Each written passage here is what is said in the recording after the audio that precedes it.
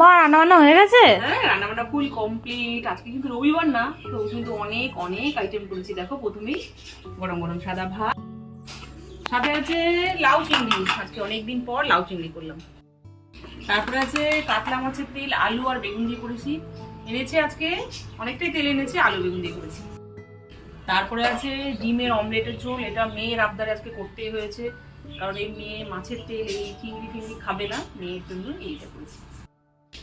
তারপরে আছে পোড়া মশলা দিয়ে আজকে মুরগি করেছি। এই রেসিপিটা কিন্তু খুব তাড়াতাড়ি নিত্যবাড়ি ডায়েরিতে আছে, এটা ফেসবুকে তোমরা চাইলে দেখে নিতে পারো। আর প্লিজ চ্যানেলটা ফলো করে আমার পাশে থাকো। সব শেষে আমের ঝোল টক। বন্ধুরা, তোমরা এটা খাও কিনে জানি না, তবে গরম পড়েছে, কচি কচি আমও উঠেছে। আমার বাড়িতে কিন্তু এটা হয়, বড়রা সবাই বলে এটা খেলে বলে শরীর ঠান্ডা থাকে।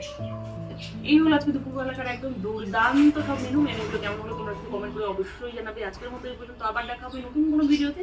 ততক্ষণের জন্য টাটা।